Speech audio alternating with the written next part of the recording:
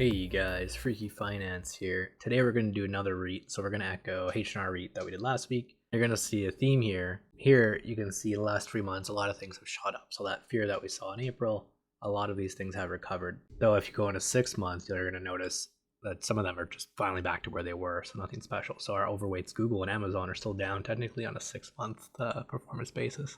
Here I kind of sit, I'm like, okay, last 3 months have been fairly good.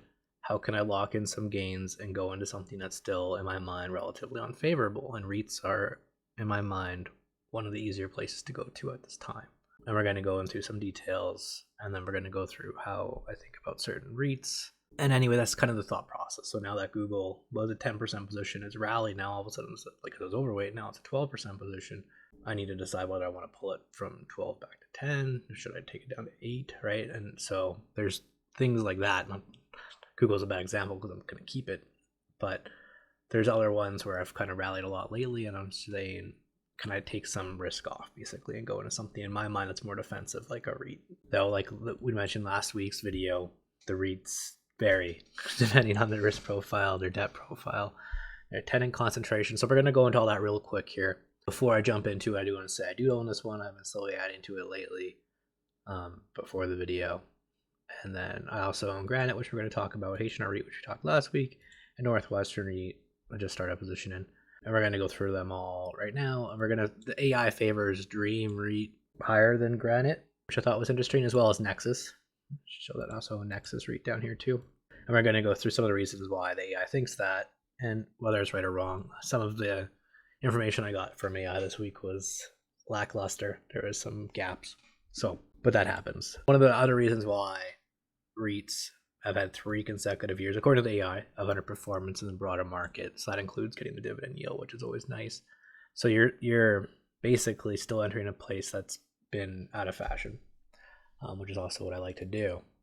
And here is just the NAV discount. So in terms of the NAV discount, you can see Nexus REIT is far superior. H&R REIT before the acquisition, it still has a big NAV discount, but before the acquisition it was over 50% for something that was super, in my mind, easy. So anyway, that's some context here that Dream does have a NAV discount, but it's not as crazy as some of the other ones. And the discount dividend yield's almost 6%, which is nice.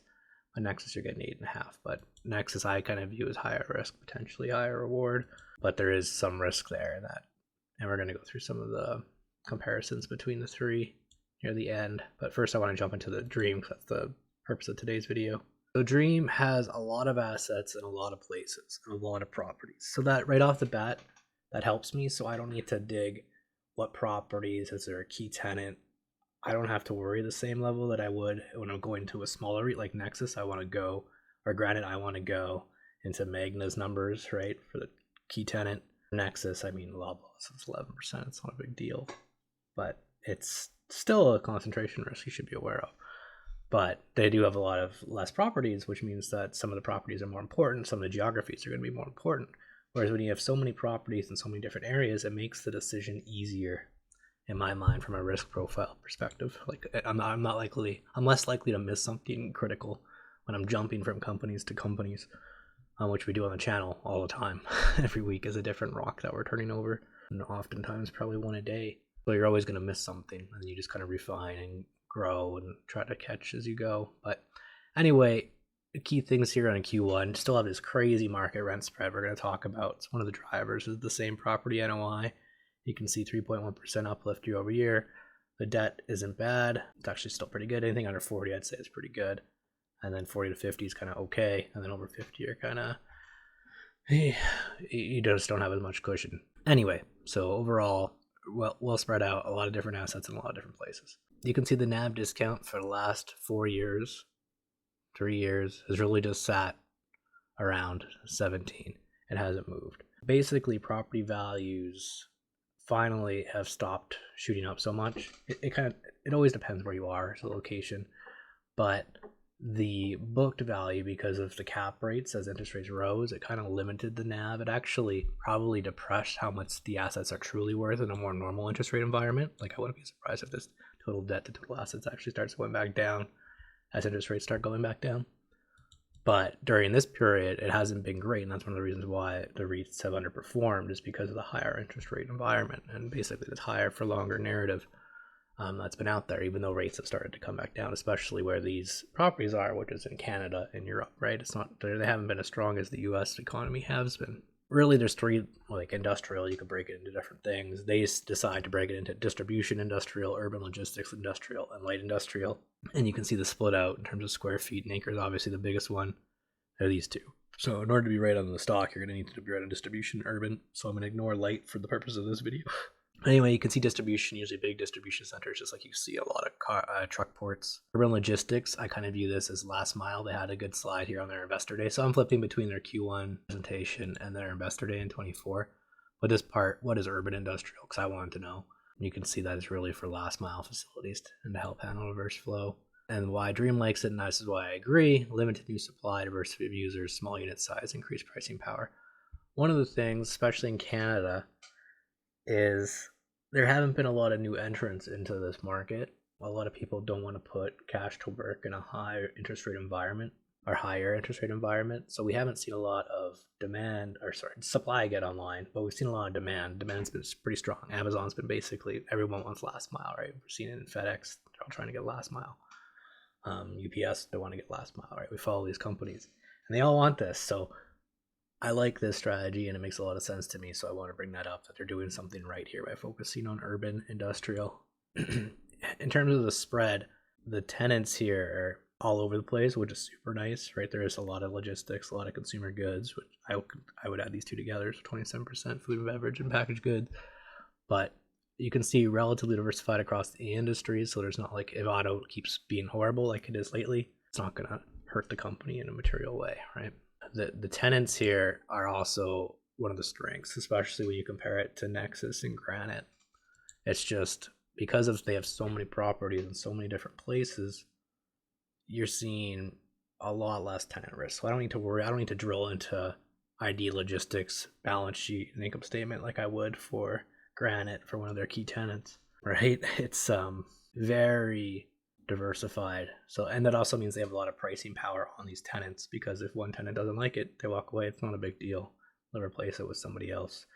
Whereas if you have a big tenant, that negotiation, that power is harder. So I like this setup. It's very strong. It's probably just one of the strengths that I like Dream over the rest in terms of industrial. The second reason why is the in-place rents are material. So some of these things that are coming from renewal, we're talking 124% rent increases from the renewal from last time. That's crazy. According to them, the mark-to-market potential is over 28% for the entire Canadian portfolio and about 5.6% in Europe. So less so in Europe. Europe kind of has more of a inflation rider, I would say, on most of their assets. That isn't to say I'm not sure what the steps are in Canada. I'm sure there's something similar, but I know Europe is driven by the inflation rider, at least more so. But you can see these prior rents, these renewals are just boom. And that's exciting. So I'm getting a NAV discount with huge leasing spreads, right? In a space that's, in my mind, has a very low debt and good decentralized or de-risked tenant base. What I like to look for here, this is on the Q1 25, is just seeing how are they actually realizing this over time. Is this rent actually going up over time or not, right? Because people can say this, well, we're going to build charge, then it comes to time to show it and it doesn't show up, right? Just ask Tech Resources on their QB2 and how horribly managed that asset is. Like if they had a better, like as soon as the CEO is gone, I might buy that company. Like it's just, might even buy it now if it keeps selling off. Anyway, that's copper. You're here or there, but here you're seeing numbers on the board. So you're seeing going from 10 to 12. You're seeing in Quebec even going from 9 to 10. And then in Western Canada, you're even seeing it step up slowly. And that's what I want to see. I want to see the average rent going up in real dollars, not just what they think. And here you can see the estimated market rent versus the in-place rent. And you're seeing big spreads in Ontario, right? 33.9%.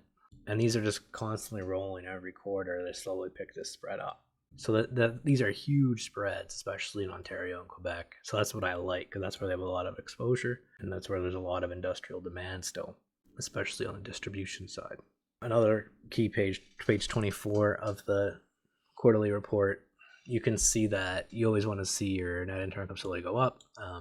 You would hope it would if they're charging more per square foot, right? than it does. You can see another thing I like about Dream is the general administration expenses are actually down year over year. So you're charging more rent and you have less going to management and employees. So that's another thing I like to look at is a GA relative to the revenue. Is it improving or not improving? You're going to notice a lot of noise. You'll be like, oh my God, that company looks way worse. And one of the things REITs have to do is mark to market. It's one of the reasons why they have underperformed the last 3 years, I think, is because as rates got higher, they basically have to say their assets are worth less. That's how I'm going to word it for today, but that's how I treat it. And so as rates come slowly back down, we should start seeing this reverse. Now we didn't this quarter, but that's usually what's going to happen in the long run as the cap rates start coming back down, which they should start hopefully if we ever want to see more supply start coming back online, or else they're going to keep charging these huge market spreads because they can. Anyway, here's the balance sheet. It's very free. Like only 5% of their capital structure is still mortgaged, so they have a lot of room on the unsecured side. If they wanted to ever secure assets again, they could and lower their rate if they needed to. It's a big opportunity here for Dream if they were to do that, securitize it. But you can see they don't. Like almost, I mean, there's almost 2/3 equity, which is nice. There's a big equity cushion here. They're not over levered, so that's always nice as well. So the risk there from like a permanent capital loss from a REIT, which can happen, is less likely here.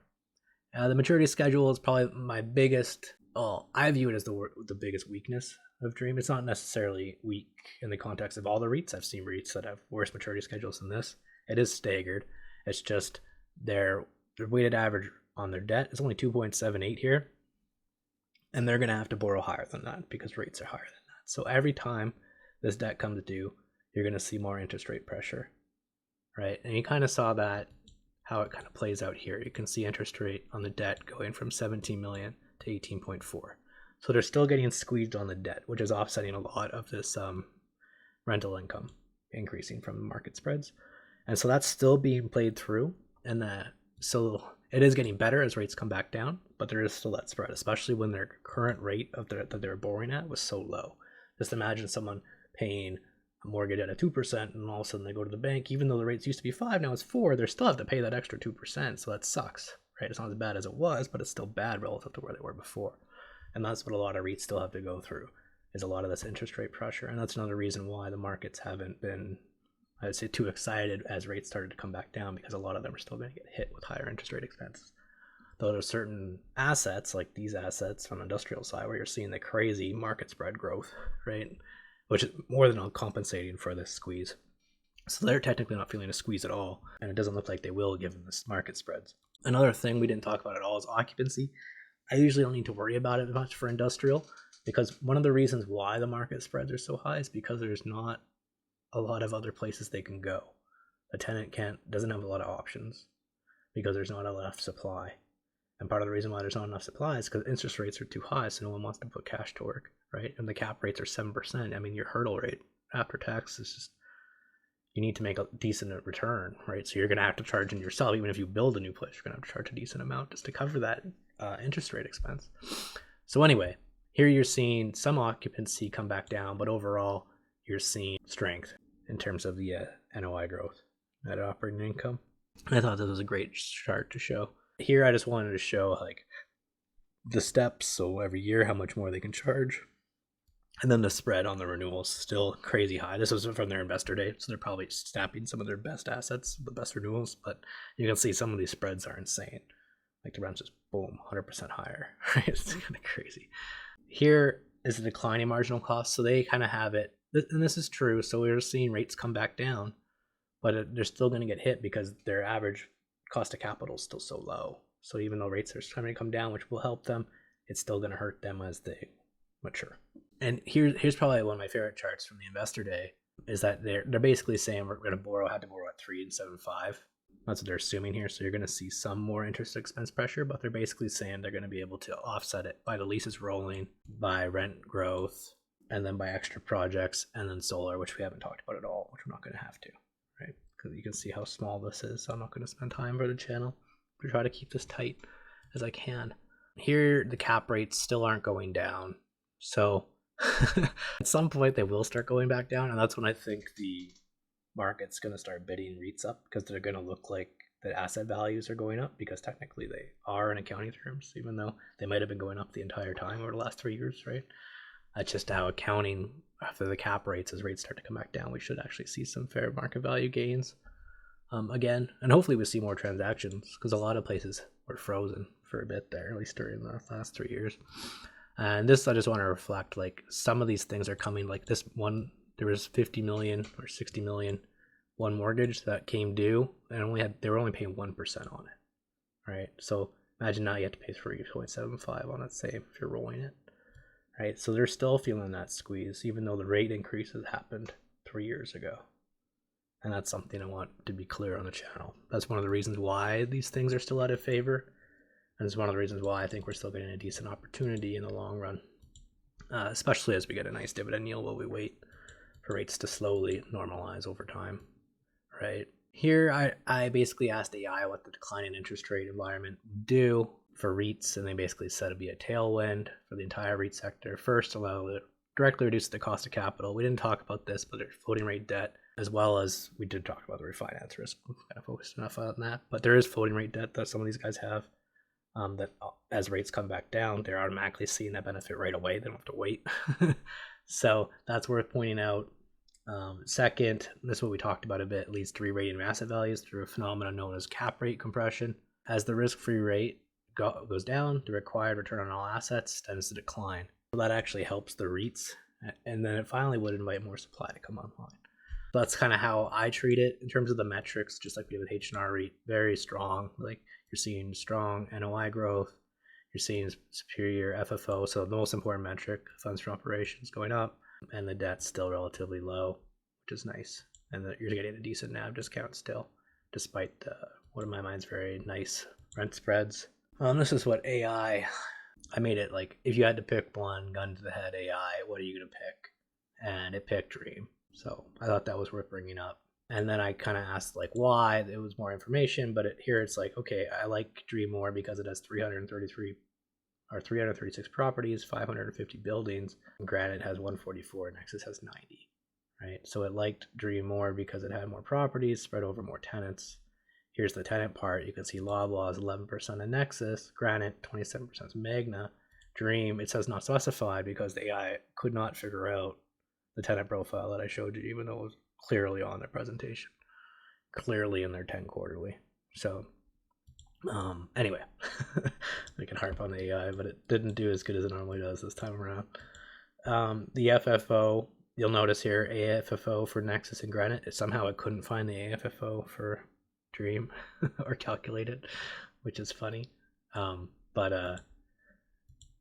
the funny thing here, I didn't show this, it put its biggest weakness for Dream is that it couldn't find the AFFO. And I was like, so because you couldn't find it, it's the biggest weakness of the company. Anyway, the AI and me were fighting about this company. Right? Because my biggest weakness is the maturity schedule, because they're still getting a squeeze, because basically because their debt was so cheap going into this COVID cycle. Right? They're still getting squeezed, even though this is years later. You're still seeing the interest rate creep up. Anyway, and then the balance sheets. Honestly, the balance sheets for Dream and Granite are fine. Granite's technically even better in terms of that. So there's some give and takes between them. So you have to balance them. And that's why I asked the AI, because it's not clear to me. And the AI is good at grouping information together. But sometimes it's findings, or when it tries to conclude things and bring it together, it kind of misses it. But at finding the information and putting it together, I think it's very strong.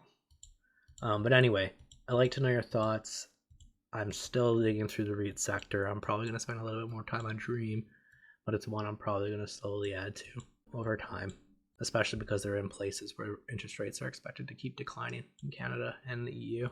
Ultimately, the tariff fares will impact that. It will put pressure on inflation, so that may give us more time for this idea. So, and that also might be why the REITs are still trading where they are, even though rates have started to come back down. But anyway, I like to know your thoughts. I always like doing REITs. And yeah, I'll probably do one. Northwestern Healthcare was interesting too, just because it sold off so much. So maybe I'll do one on that one, but that has a key tenant risk, a lot of Australia exposure, a lot of healthcare exposure, which is right now out of favor. So that could be interesting, right? But yeah, anyway, have a great rest of your week.